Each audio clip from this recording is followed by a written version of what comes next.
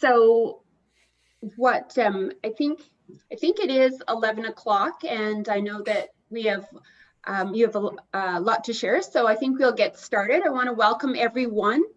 Thank you for joining us at So You Want to Do Clinical Trials Research, the presentation by Scott Corley, Sharleen, Maley, Supriya, Arora, and Simona Meyer. And we thank you for joining us today. We do, I'd like to share a few housekeeping tips. First, I'd like to indicate that the chat box is being monitored by an IT specialist, and we have a helpline. We'll put the number up in the chat box. So if you're having problems with Zoom audio or camera, you can phone 306-766-5140 and they can help you. Just so that you know that the session will be recorded. The presenter will be spotlighted during the presentation. We have attending mics off during the presentation, although we encourage everyone to use their cameras. Questions can be written in the chat box to be addressed. You can also raise your hands to ask questions, but when you ask a question, we please ask that you introduce yourself and where you're from and speak loudly and clearly. Following the end of the showcase, all attendees will receive a survey, and we ask everyone to please take the time to complete that because the feedback is invaluable to us. Before we begin, and in the spirit of reciprocity and truth, I'd like to honor and acknowledge I am situated on Treaty 6 territory in the homeland of the Métis. I'd like to pay my respects to the ancestors of this place and reaffirm our relationship with all nations and peoples of this land. My name is Christine Stobart, and I am the Knowledge Translation and Training Capacity Development Platform Lead at the Saskatchewan Centre for Patient-Oriented Research, that's affectionately known as SCPOR.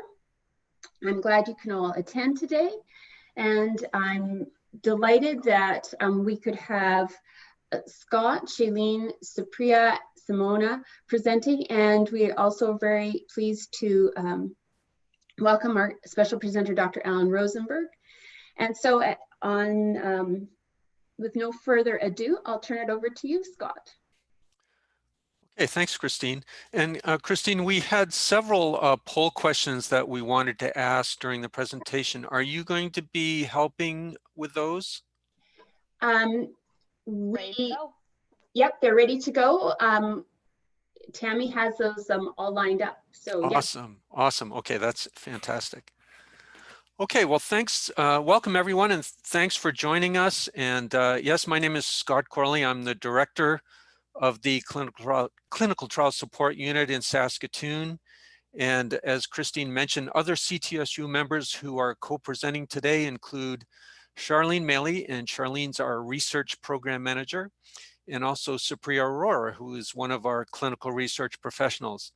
And I also want to give a special thanks to Simona Meyer. Simona is also one of our clinical research professionals, and she's been a key team member developing this workshop. And we are very pleased to have as our special presenter, Dr. Alan Rosenberg, professor of rheumatology at the University of Saskatchewan. And Dr. Rosenberg is a very experienced clinical researcher, and we're delighted to have him join us today and be able to speak from his experience. So Sharleen, Supriya, and I are going to start by giving an overview of clinical trials research, and then we'll turn it over to Dr. Rosenberg to speak from the principal investigator perspective. Okay, let's try and advance the slide here. There we go, great. Just a quick snapshot on the Clinical Trial Support Unit. The CTSU is a unit of the U of S College of Medicine, but we're also a collaboration between the Saskatchewan Cancer Agency, the Saskatchewan Health Authority, and the university. And our job is to help clinical researchers do their research. And we do that by providing a variety of services, including negotiating contracts and budgets. We prepare ethics applications and consent forms. We have people who can coordinate your studies, including clinical research nurses. We provide a full suite of data management services. We do research-related financial services, clinical trial monitoring, Health Canada submissions, and the list goes on. But anyways, if you'd like to learn more about us, or if you're interested in getting some help, please don't hesitate to contact us at the email address at the bottom of the slide. So before I go to the next slide, we have our first poll question. And we would like to get a better idea of who you are. So if you would be so inclined to answer this question, in what capacity are you attending today? And we realize you may fall into more than one of these categories, but please select the one that you most identify with. And we'll just take a minute to allow you to answer the question. So you might be a clinical investigator, maybe a clinical research coordinator, physician, nurse, maybe you're a research ethics board member, or a student or trainee, an administrator, or attending in some other capacity.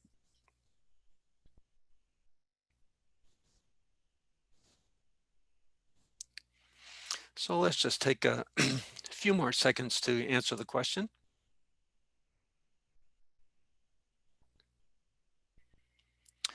Okay, let's wind that down.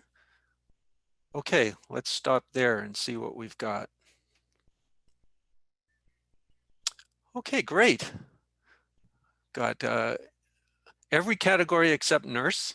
And yeah, it's a good mix of investigators, coordinators, physicians, REB members, students and trainees, and administrators. And then our biggest category is other. It's too bad we can't break that down further. But anyways, thanks a lot for participating in the poll, and glad you could join us.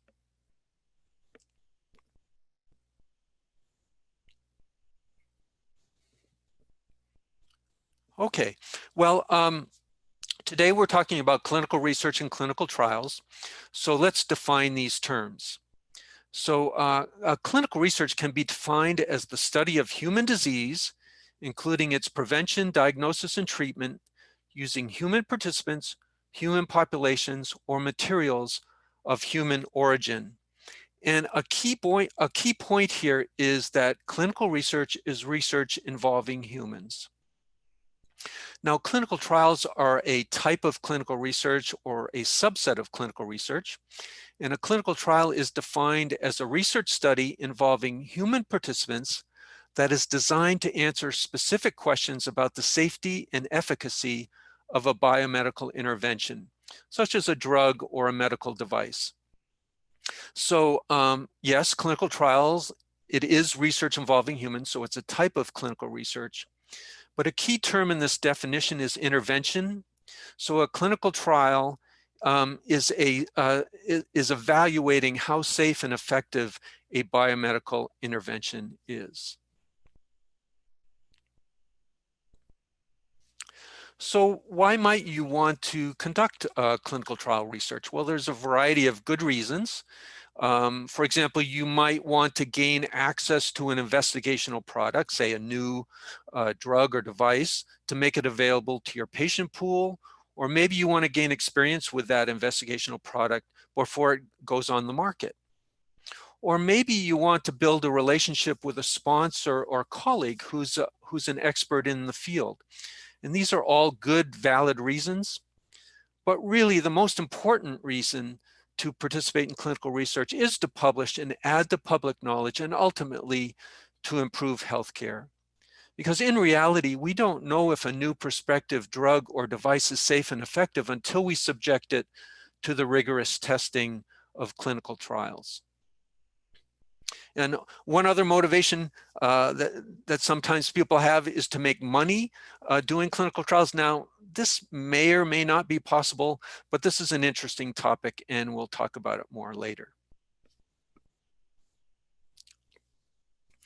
So a term that comes up in the context of clinical trials is, and clinical research, is sponsor. And for example, we talk about industry-sponsored clinical trials. Now, in clinical research, sponsor has a specific definition according to the regulations, and that is A sponsor is the individual, company, institution, or organization that takes responsibility for the initiation and management of a clinical study and compliance with applicable regulations. Now, interestingly, something that may stand out to you in this definition is that it doesn't say anything about money. And usually when we think of in using in everyday use of the term sponsor, we think of it as the funding source. But in fact, in clinical research, the sponsor may or may not be the source of the funding. So in the clinical research context, the sponsor has little to do with money, but it has everything to do with regulatory responsibility.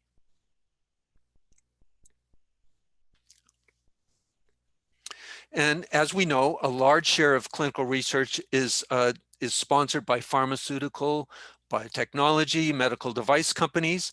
And so these industry sponsors have to conduct clinical trials to document the safety and effectiveness of drugs and medical devices that they intend to bring to the market. But in fact, many clinical trials are initiated by and run by non-industry sponsors or non-industry researchers, and these are called investigator-initiated trials. And they are initiated, managed, and conducted by an investigator. And the lead investigator of an investigator-initiated trial is called the sponsor investigator. So there's that term sponsor again. So something we always emphasize to lead investigators of investigator-initiated trials is that the regulatory responsibilities for sponsor investigators are essentially the same as they are for pharma and biotech companies and device companies. And of course, these big companies, they have whole departments dedicated to regulatory affairs. So this is not a trivial undertaking. But this is one reason that the CTSU exists. We can help you make sure that you comply with all the regulations that pertain to clinical trials. Okay, so based on the last few slides, we have another poll question. So this is a hypothetical example. Say there's an investigator at the University of Saskatchewan who has designed a study, and she wants to conduct a clinical trial. So she applies for a Canadian Institutes of Health Research grant and is also a recipient of an educational grant from the Pfizer company. So the question is, who is the sponsor of this study? So please take a moment and answer who you think the sponsor of this trial is.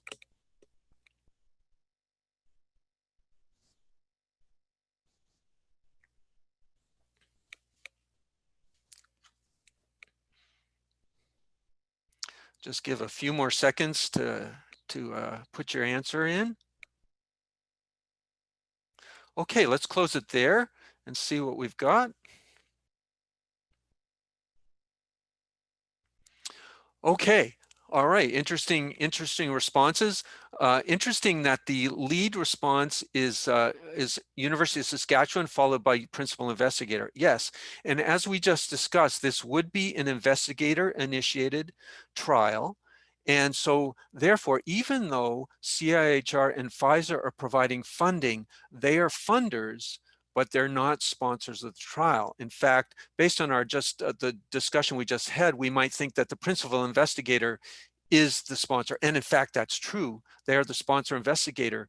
But it's also interesting that people mentioned the University of Saskatchewan, because in fact, for investigator-initiated trials at an institution such as a university, it can be either the university or the investigator who takes on that responsibility of trial sponsor. And in fact, the institution has to make a decision about whether it is willing to take on those sponsor responsibilities or whether it's going to leave those to the lead investigator. Okay, well, thanks a lot for, again, for answering that question. And now I'm going to turn it over to Supriya Arora.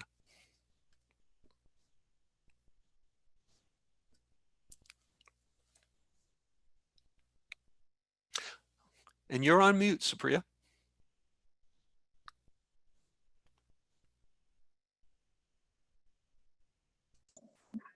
Is it good now? Hello? Yes, we can hear you. Yes, we hear you. Okay, that sounds good. Okay, so sorry for that, and thanks, Scott. So the very first question comes to our mind is, can I be a principal investigator? And so answer to this is yes, you can be a principal investigator, provided you should be qualified by education, training, and experience to assume responsibility for the proper conduct of trial. So in order to be a principal investigator for a Health Canada regulated study, you should be a medical doctor or a dentist and a member in a good standing of a professional medical or dental association. So now let's see what all responsibilities come with the name tag of principal investigator. So what does a PI do? PI is responsible for the conduct of a clinical study at a research site. It is your responsibility to make sure the study is conducting according to protocol, good clinical practices, site standard operating procedure, and applicable regulations. In addition to this, to ensure that rights, safety, and well-being of participants are protected and always given priority is also your responsibility. Being a PI, you should have local oversight at your study. You should be aware of the study status and how study is being conducted at your site is also your responsibility. Next slide, please.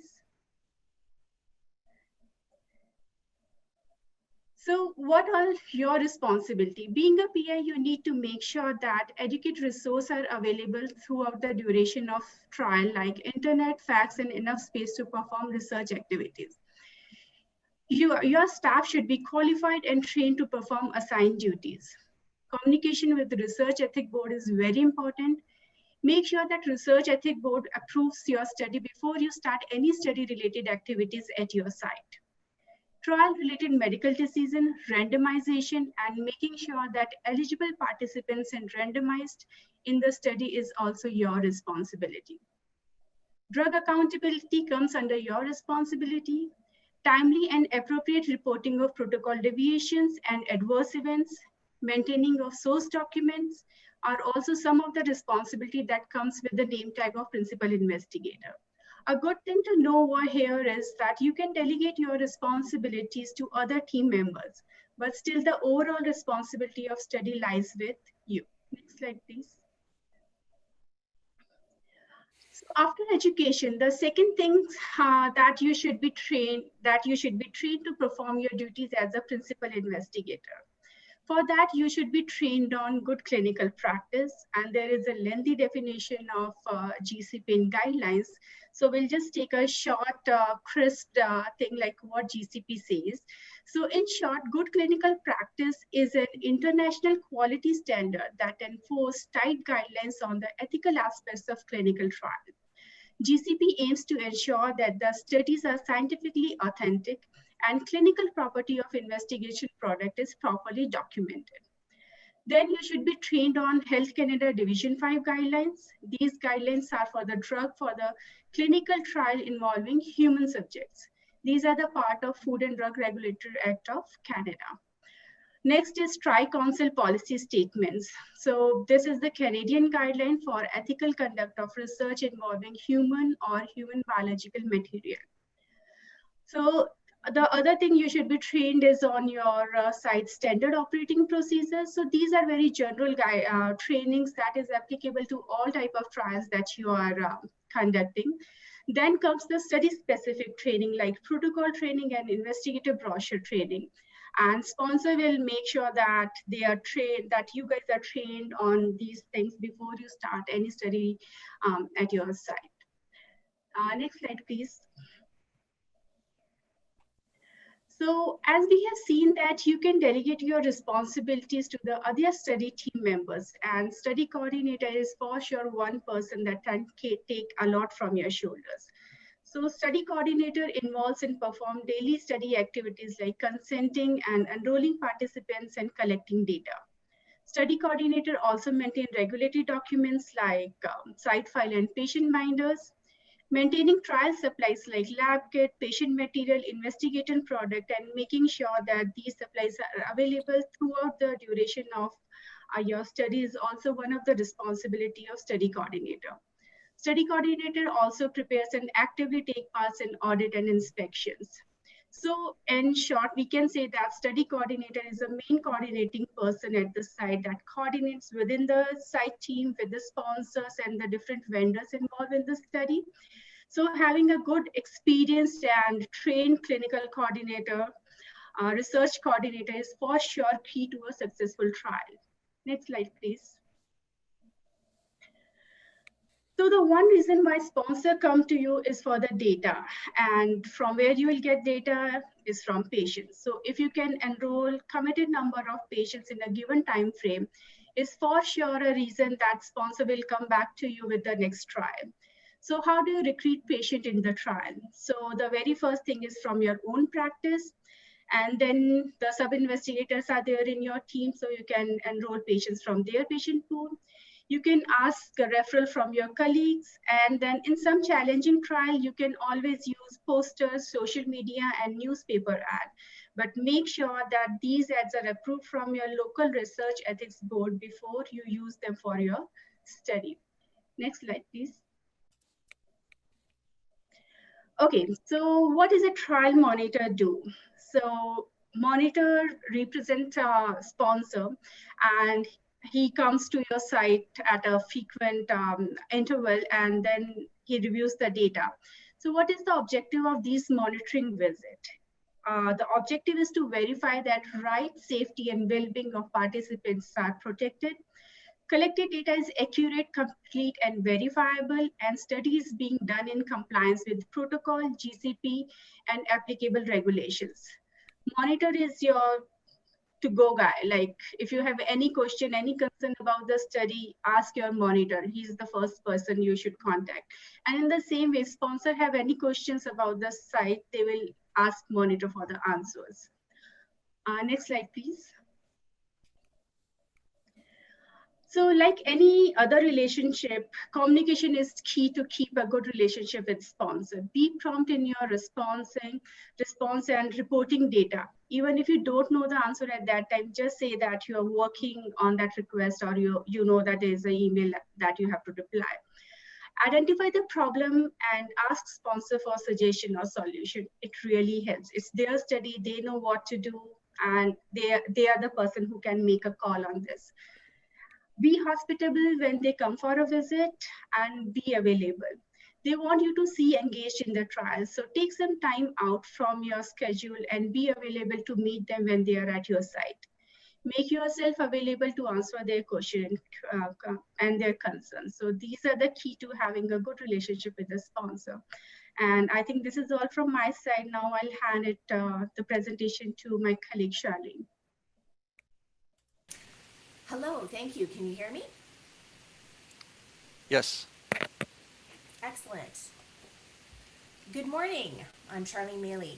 So, do I need to be afraid of Health Canada? So Health Canada is the regulatory body of Canada, and their permission is needed for conducting clinical trials, particularly clinical trials in research involving drugs that are not yet on the market or off-label use of drugs. And this is because research is held to a higher standard than clinical practices. So while physicians can prescribe off-label use of drugs, they can't do research on off-label use of drugs without permission from Health Canada. So Health Canada is available for advice, questions, and in fact, if you're going to be doing a Health Canada clinical trial application, you can meet with them for a pre-submission meeting, which I highly recommend. They are really fantastic, and they serve as an excellent resource. They're very nice people. I know they seem very intimidating, but they really are very nice. But it is important when you're asking questions of them to know that they can inspect the clinical trial site with minimal notice. So you want to be a little bit careful about how you word your questions and what you say to them, but they are definitely helpful. Next slide, please. So let's talk a little bit about inspections, Health Canada inspections. So inspectors are carefully looking for non-compliance in good clinical practice. So, and those things can include, how the drug or the device is used, whether or not proper record keeping has occurred, You know, making sure that you've documented all of the things that need to be documented. Participant care, making sure that you're taking care of the participant properly, and that consent has been obtained and documented appropriately. Ensuring that you have standard operating procedures. If you're conducting clinical trials, it's a requirement that you have standard operating procedures. And if you don't have those, you'll be happy to know that the University of Saskatchewan, the Health Authority, and SCPOR all have memberships in Network of Networks, which provides a compliant set of SOPs to be available for researchers to use. So if you're wanting more information about that, just contact one of us after the presentation and we'll be able to point you in the right direction for those. And the other things that they're going to be looking at is the reporting of problems. Problems are expected. Nobody's going to run a clinical trial perfectly. Like, it's just not going to happen. So, but the important thing is that you identify when there is a problem, you report it appropriately, and you document it appropriately. And then, of course, you take steps to ensure that it doesn't try to happen again. And they're going to be looking for stuff like that. And really what they're looking for is non-compliance. So they're looking for mistakes. Like, that is what they're looking for. They're not looking for what you did right. They're looking for what you did wrong. And it's your documentation that's going to prove your research to be compliant. So it's important to keep that in mind. Next slide, please. Sharleen, if you can, please just speak a little bit closer to your computer so we can hear you a little bit better. That'd be great. Thank you. Sorry for interrupting. Oh, I'm sorry. Here. Is this a little bit better? For sure. I'm using earbuds, so that might have something to do with it. So REB, friend or foe? So let's start out just by saying right away, the REB is your friend. They are always your friend. So what they're a body of researchers, community members, and others with specific expertise, such as ethics and scientific expertise, that are established by an institution to review the ethical acceptability of research, right? And they are there to protect the rights, safety, and well-being of participants. So they do have the right to stop your research, but they can also very much be your ally. When you run into trouble with a sponsor, if you've reported things appropriately to the ethics board, they can come to your defense. They will be there. The REB helps to ensure that research meets the highest ethical standards and that the greatest protection is provided to participants who serve as research participants. Next slide, please. So at this time, we'll just bring up a little bit of research humor there. We'll bring up the next poll question. So who is responsible for the rights, safety, and well-being of study participants? So the options are principal investigator, research ethics board, sponsor, or all of the above.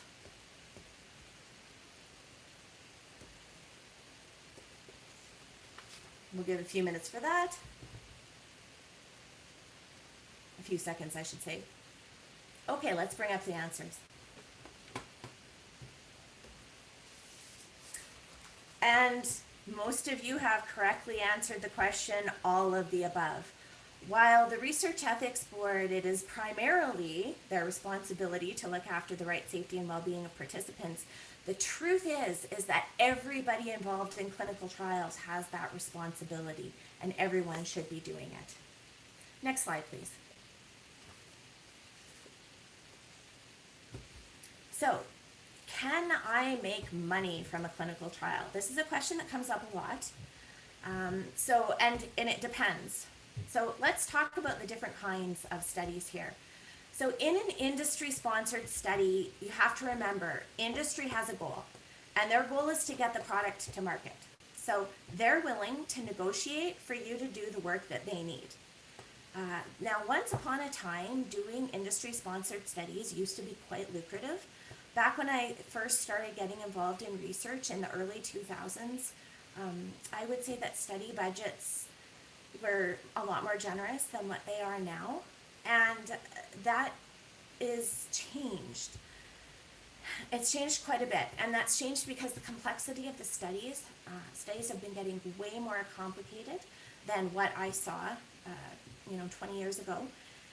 In addition, the regulatory requirements are considerably more. So there's more work that needs to be done just to ensure that the research study is in fact following all the rules that they're supposed to follow.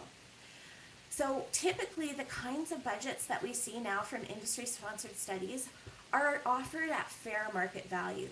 Now that's not to say that they can't be offered and they're too low, and there isn't, there's the odd one or two that might come along that we might think looks like it might be pretty generous. But generally, for the most part, they're kind of just fair market value. So the important considerations, though, when you're thinking about these kinds of studies, is that whether or not you make any money at them often is based on enrollment. If you don't enroll participants, you're not going to be paid because they're paying for the data, right? That's kind of how it works. And so before you agree to take them on, you also want to consider the expenses that you're going to have versus the payments that they're offering to make. And then consider the frequency of payments as well, right? Often with institutions, larger institutions, they don't necessarily want to pay extremely frequently. It's not uncommon to see quarterly payments being offered. So if you consider that the work that you do today, you're not going to get money for that for another 4 months, but you have to pay your research coordinators and reimburse your patients. So you will have costs that you will be incurring before you get paid. So you need to keep that in mind too. Next slide, please. Now let's talk a little bit about investigator-initiated studies. So these can be industry funded or grant funded, right? Or they can be a combination of both, right? So, and often the offered budget is like if it's somebody else who's conducting the study and it's a multi-sited study and they are offering to your research site, often the offered budget is insufficient to cover costs. So you have to know how to budget for these studies and to ask for the amount that you will need to get the work done. So in grant-funded studies in particular, there's often very little ability to negotiate the budget. And I mean, those of you who've been fortunate enough to receive tri-agency funding, I'm sure you're familiar with a type of scenario where you've maybe asked for, $100,000 and you were successful in your application and they only awarded you, $75,000, right? So you end up getting 25% less than what you asked for. And that's not uncommon in grants. They try to make the granting agencies try to make their research dollars go as far as they can. And sometimes they give everybody a little bit less just so that they can make a few more trials successful and be able to fly. Next slide, please. What are clinical trial expenses? So some of the trial expenses that you're going to come up with, staff time, and it's important to remember that staff time is often under budgeted by as much as 30%, right? Just time in general, right? And within that, like you've got startup costs, right? So that's the work that's being done before you even get to start recruiting patients into your trial. You have to apply for ethics. You have to liaise with the local hospital or the other departments that you're going to be using in order to get your study up and running. Make sure that they're okay with everything that's happening. Talk to pharmacy if pharmacy is involved. All the departments that are going to be involved, you have to go through everything with them, make sure they're okay with it. Get their quotes if they're going to be charging for anything. These are all things that needs to happen ahead of time just before you can even sort of sign the contract and say that you agree to do the study. And so it takes time to do that, right? So procedural costs, obviously, if you're using resources from the health authority, you need to pay for them. Supplies, same thing, right? And we're not just talking about study drug supplies, right? Sometimes sponsors will provide other things such as, oh, you need blood pressure, you need a blood pressure machine, or you need an ECG machine. We'll provide that for you just for the use of the study. And they'll provide those kinds of things for you, so it's helpful. The other thing is you need to think about is archiving. So if you're doing a clinical trial, a Health Canada regulated clinical trial, the retention period for that is 25 years. So, that's a long time. And you can't just keep those documents in your garage. Like, they have to be kept appropriately. This is confidential information. You know, it's got some confidential stuff in there. So they can't just be kept anywhere. It has to be kept securely and appropriately. And so generally people try to keep it, you know, with them as long as possible and try to avoid paying for offsite storage. But at some point you're probably going to have to pay for offsite storage. So you want to keep that in mind when you're negotiating your budget. And of course, let's not forget participant reimbursement. If you're asking somebody to come in from out of town for your research study, and you know, and it's a research specific visit, it's completely appropriate for their costs to be reimbursed. And in fact, your research ethics board will probably request that, you know, their costs be reimbursed for those visits. Next slide, please. So ensuring success. So in order to ensure success, before you even agree to do the trial, ask yourself, do you have available and qualified staff, right? Do you have the required resources? It's no good to take on a study that requires, you know, an MRI if in fact your MRI department is over, your medical imaging department is over capacity and cannot do any research specific MRIs. You need to know that you have the required resources and the required equipment. Is there enough money in the budget? You have to take a long and hard look at that. Do you have access to the patient pool in question? Lots of people get really excited by clinical trials, and especially when they fall in love with a research idea, and that's great. But if you don't have a way to actually access the patient pool that the clinical trial is based on, then you're going to have a really hard time recruiting. So access to the patient pool in question is definitely a key point that you want to consider. And really important is, do you have enough time to conduct and oversee the research? There's a lot of principal investigator oversight that is required in clinical trials. I mean, as the previous presenters have indicated, you know, there's the accountability, a lot of it rests with the PI. They can delegate their responsibilities, but the accountability was with them. So there needs to be enough time to conduct and oversee that research. Next slide, please. So we also want to, do I run an efficient research site?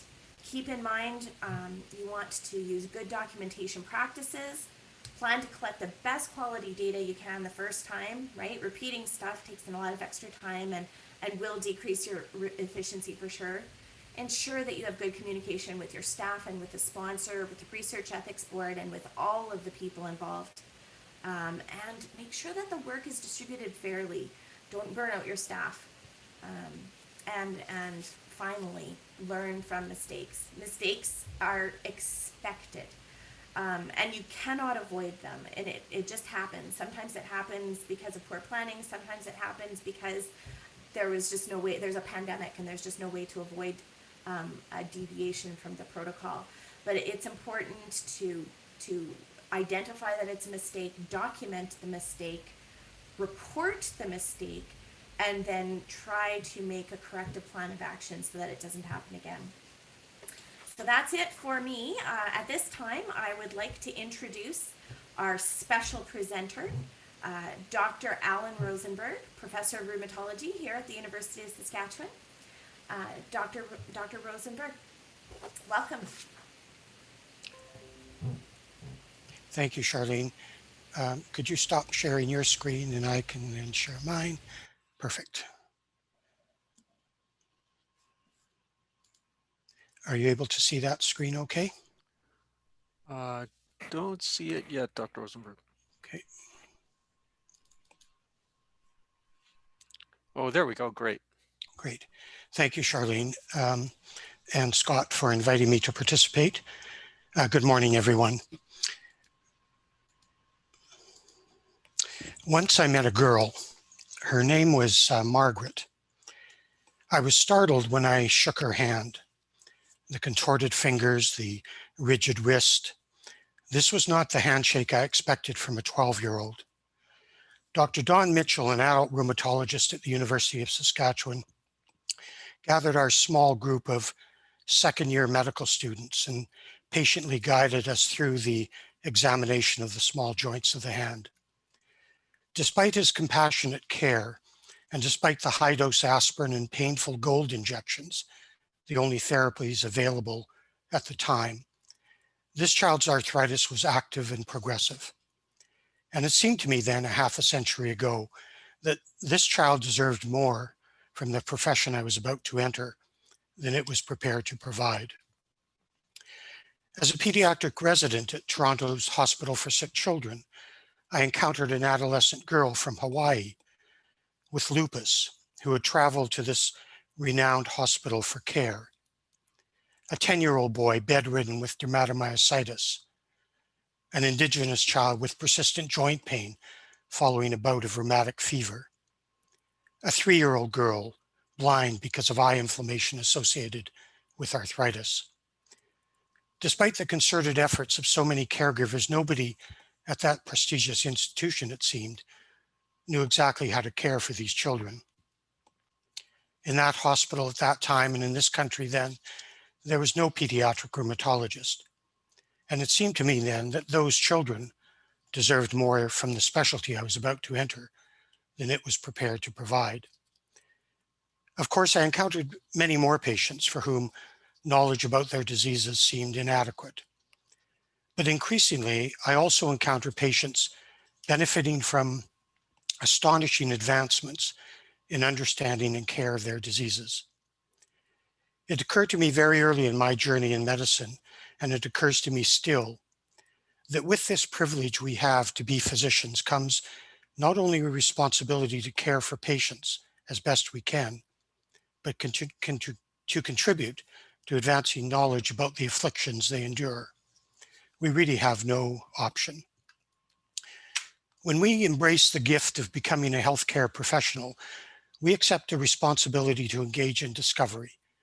Physicians who believe they are not researchers, inevitably and unavoidably we all are. Every time we take a history, do a physical examination, review laboratory test results, we are gathering information, analyzing it, generating a conclusion, and translating that information into an action plan. There is no actual dissonance between the processes of patient care and research endeavors. The attributes that distinguish the adequate healthcare provider from the exceptional are the characteristics of curiosity, creativity, collaboration, compassion, the very same qualities that inspire, guide, and propel the researcher. Just as contributing to the health and well-being of our patients is profoundly gratifying, so too is discovering more about the diseases with which they are afflicted. While there are myriad forms of medical research, it is clinical research and clinical trials research that brought us here today. And I appreciate this opportunity to consider how clinical research can be a conduit to discovery and innovation. Our inclination to engage in clinical research, whether industry-funded or investigator-led with non-industry funding, ought to be prompted by only one consideration. How can we contribute to advancing knowledge about a new pharmacological treatment, an innovative device or procedure, a potentially transformative test, or a quality improvement strategy so that our patients and our communities benefit? Doctors who contribute to clinical research help to augment the stockpile of evidentiary data that guides practice, while also affording their patients opportunities to receive new therapies to which they otherwise would not have access. But our roles in clinical research ought to extend beyond just enrollment and monitoring of study participants. We must be actively engaged in the conceptualization and conduct of the study, and interpretation and dissemination of the results. And we must be uncompromising in our commitment to advocate for our patients as study participants, ensuring that informed consent is truly informed, and that results, whether favorable or unfavorable, are shared widely and transparently. The blatant reality is that while physicians are motivated mostly to do research for altruistic reasons, investor-owned corporations that typically fund clinical trials, for example, understandably are guided also by a business model which potentially could compromise the integrity of interpreting and reporting results. In fact, drug studies that report efficacy are far more likely to be published than negative results. In general, of course not always, there's a publication bias that perverts the integrity of evidence-based medicine. Positive results favoring the intervention are more than twice as likely to be reported as negative results. In 2008, the United States mandated that all clinical trials be registered and that results of all clinical trials be reported within 1 year of the study's conclusion. Since that time, half of the trials were not registered correctly, 1/4 were not registered at all, and only 20% reported results 1 year after the study's completion. Industry-driven clinical trials are not designed exclusively for our patients, our families, our friends. They are designed by industry ordinarily, and again, understandably, to also generate a favorable return on investment.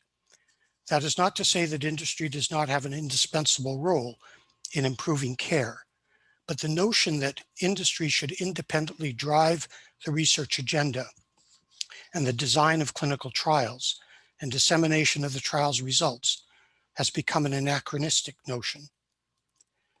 A continuum of discovery is required, informed and inspired by the patient and her illness, leading to discoveries generated by academic scientists that catapult industry to develop new treatments, which then flow back to benefit the patient.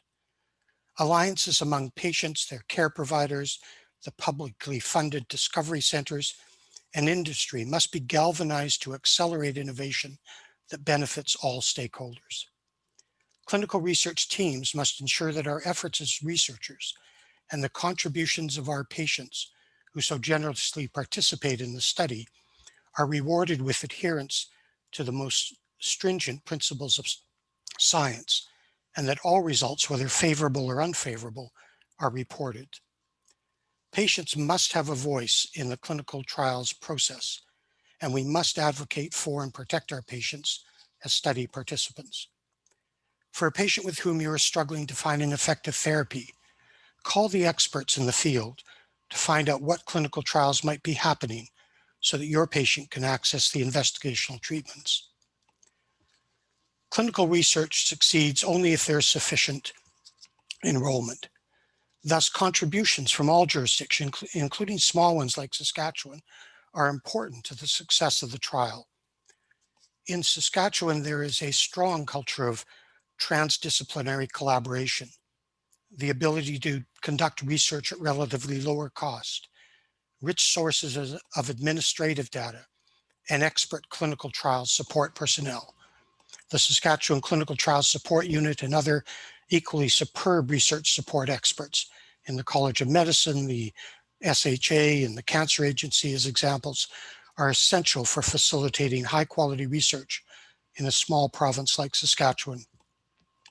The province's renown for virtual and robotic care provides opportunities to lead development of protocols and technologies to conduct virtual clinical trials. By enrolling Saskatchewan participants, we will ensure that results are representative of the entire population. Saskatchewan Indigenous and cultural minority populations, as examples, deserve to have opportunities to be represented in clinical trials. We must ensure that clinical trials incorporate equity and diversity and cultural sensitivity considerations in all phases of the study.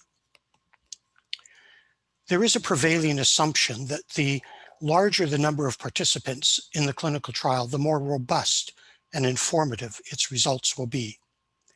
But we make conclusions about individuals within the large study group based on the conclusion of the group as a whole. Yet seldom do the conclusions of the entire group pertain precisely to circumstances of the individuals within that group. Acknowledging that there are problems with generalizing conclusions about a large group to an individual is the impetus for designing personalized treatments. The evolution to personalized medicine might soon supplant the need for many large-scale clinical trials. Clinical trials researchers are required to sign a contract, as has been mentioned, with the study funder. Embedded in the contract are obligations for the investigator to conduct the study within the confines of the study protocol, adhere to ethical and other regulatory standards, agree to intellectual property and publication rights, and work within a budget. Engaging in a project as an agent of the university or the Saskatchewan Health Authority or both is definitely preferable, in my view, to trying to engage as an independent contractor. Participating under the aegis of the university or the SHA affords efficiencies, protections, and institutional-based credibility.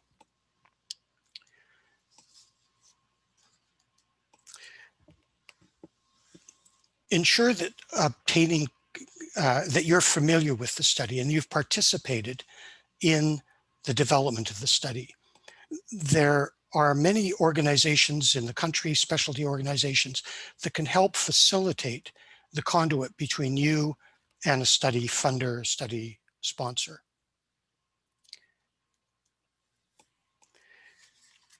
Ensure that there is rigor in the consent process. The Canadian Medical Association advises that we not participate in a study that restricts us from disclosing negative results. And the Tri-Council policy statement also addresses this. All clinical trials should be publicly registered to reduce publication bias, eliminate unnecessary duplication, and prevent data suppression. Do not agree to participate in a study in which you will be restricted from disclosing negative results. Consider the indemnification clauses within the contracts and seek counsel from your personal legal counsel, the institutional legal counsel, or the Canadian Medical Protective Association. And be aware that clinical trials research, the landscape is changing. Budgets are becoming more restrictive. Industries are somewhat more selective in their partner sites. New biologically based approaches with personalized medicine on the horizon may obviate the need for clinical trials research, and there is more stringency in oversight. Even so, clinical research is highly rewarding for the investigator, improves patient care, and has important societal benefits. As Sharleen emphasized, clinical trials research and clinical research is, in my experience, currently definitely not a revenue generating stream. Remuneration for physicians personally who are already contracted to do academic work just doesn't occur. And for those in private community practice, they may be remunerated for the cost of undertaking the study beyond the care of their patients. But again, it is not likely to be revenue generating. As almost all physicians in Saskatchewan are affiliated, who would engage in clinical research and clinical trials are affiliated with the university, if there is any surplus at the end of a study, that can flow into a continuous research fund within the university for future use at the discretion of the investigator. I believe we are now pleasurably teetering on the brink of one of the most wondrous eras in the history of humankind's search for understanding ourselves and the factors that conspire to produce disease. An era when we, as pumping, contracting, squeezing living things, will finally and fully understand how we work. And with that new knowledge will come entirely new approaches to make disease cure and prevention realistically achievable objectives. Amid all the technology, all the ingenuity, all the collaboration, all the clinical research and clinical trials, all the computational power and artificial intelligence, nothing should be impossible. The eminent and legendary philosopher Winnie the Pooh once said to Christopher Robin, "Eating honey is a very good thing to do, but there is a moment just before you begin to eat, which is even better." And for those of us who provide healthcare and who are engaged in research, we can empathize with Winnie the Pooh. This is a time of unprecedented anticipation that the health and well-being of the people of our communities will improve now and into their long-term futures. And the imminent discoveries, including and perhaps especially from clinical research, will be transformative and will astonish, surprise, excite, and amaze us all. To achieve these laudable aspirations, we as healthcare providers and researchers, our patients, our communities, administrative authorities, funding agencies, industry partners, and an eclectic array of research scientists must be unrelenting in our collective pursuit of new knowledge, propelled by curiosity, creativity, collaboration, and compassion. It is what our patients deserve. Thank you.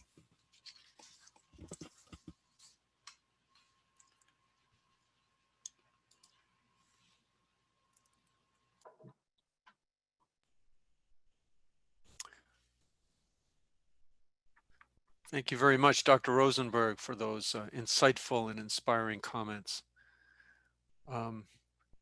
Christine, I think we have just a few minutes for a question or two.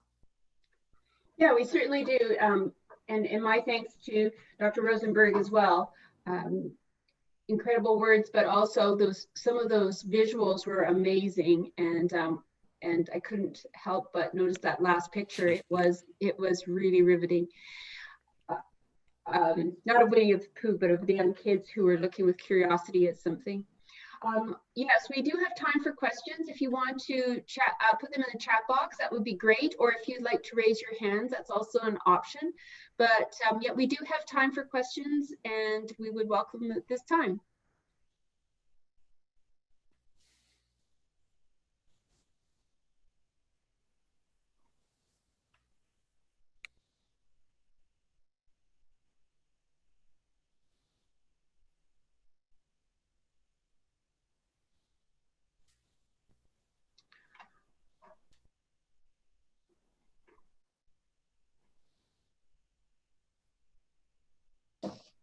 We do have a question from Amir. And Amir, if you would like to ask your questions, just turn on your question. Please turn on your mic, and I'm sure the panel would be happy to answer it. Sure. Thank you very much, Kristen. Thank you so much, the CTSU team, for your very wonderful presentation and very informative.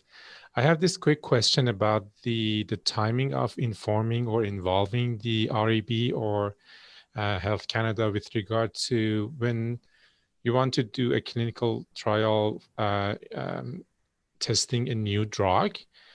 Should you inform the Health Canada first and then do the REB work, or should you do the REB work first and then the Health Canada stream, or do you need to do both of them at the same time? Thank you. Yeah, thanks for your question. Sharleen, would you like to address this question? Certainly, you've had a lot of experience with this. Yes, certainly. I hope you guys can hear me okay now.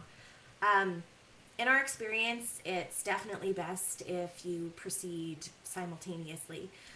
It does come a little bit down to a situation of it, which is first the chicken and the egg. Health Canada requires RAB approval in order to issue their no objection letter, and the RAB requires Health Canada approval.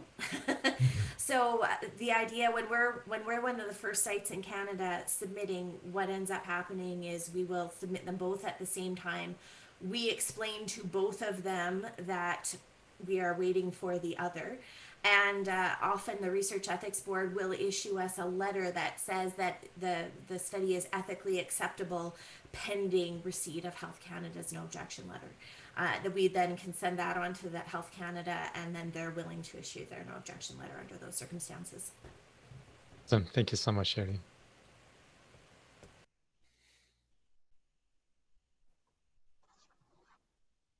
I see that we also have a question from Jagmeet, and if Jagmeet would like to ask their question, that would be grand.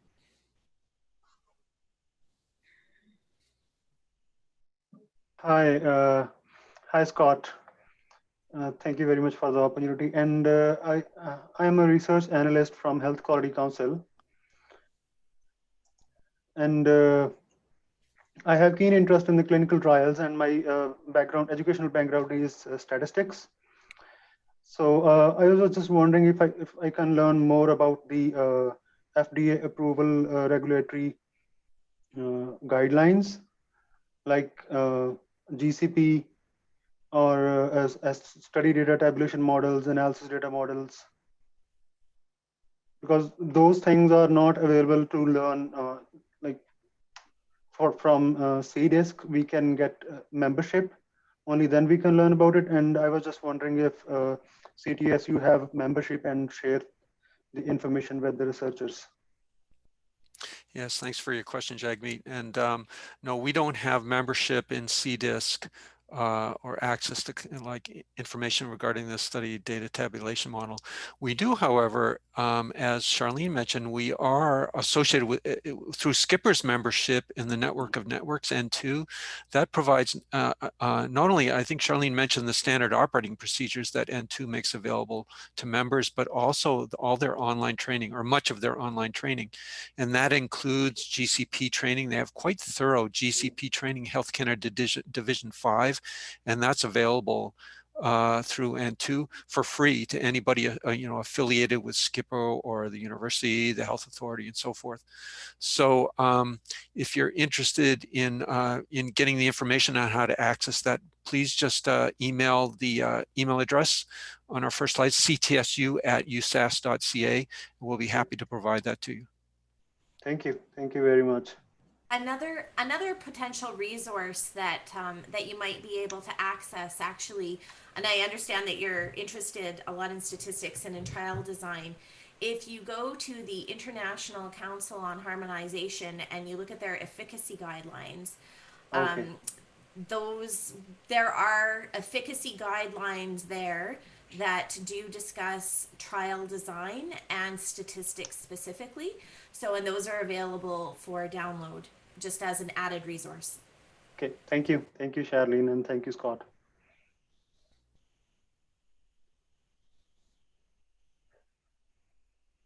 Do we have any other questions? Anyone else would like to ask a question? I know that we're closing, it's just a little after noon, and we should be finishing soon. I do, Scott, wonder if you could just talk a little bit, because of course we're the SCPOR support unit. If you can talk just maybe a little bit about how you see patient partners engaged as co-investigators, because I know we've talked about that. And I'm just wondering if you can maybe update on possibly on the trajectory that's taking, and if you have any thoughts on engaging patients as embedded team members. Yeah, thanks for that, Christine. And yes, we have had lots of discussions about that, a very important topic. And of course, as we've discussed, with trials that come, for example, multi-center industry sponsored clinical trials, pretty much the horse has left the barn on those. But I think where we have the real opportunity to engage patients and parents as partners is with the investigator-initiated trials that originate here in Saskatchewan. And that's something we keep trying to do, is more and more engage patients, parents for pediatric trials, as early as possible in the process. And yeah, I think there's a recognition now, even within industry, of the importance of engaging patient partners in research. And so that's certainly, I know SCPOR's been very helpful to us in terms of recruiting patients and parents as partners in research, and also CTSU, we can help with that as well. Thank you very much, Scott. That's wonderful to hear. One last call for questions. If I don't see anything come up in the box or any hands go up in the next little while, I just want to thank Scott and his team, Sharleen and Supriya, for their really informative presentations. And I'd also like to thank Dr. Alan Rosenberg for his presentation and his insight and his words of wisdom. So thank you very much. And just want everyone to know that this is recorded, and if you would like to listen to it again or share it with others, it will be available on the SCPOR website. So thank you once again. There will be, again, evaluation forms going out, and we appreciate your feedback because that's invaluable to us as well. So thank you and have a good lunch. We'll talk to you later. Bye-bye. Thank you very much.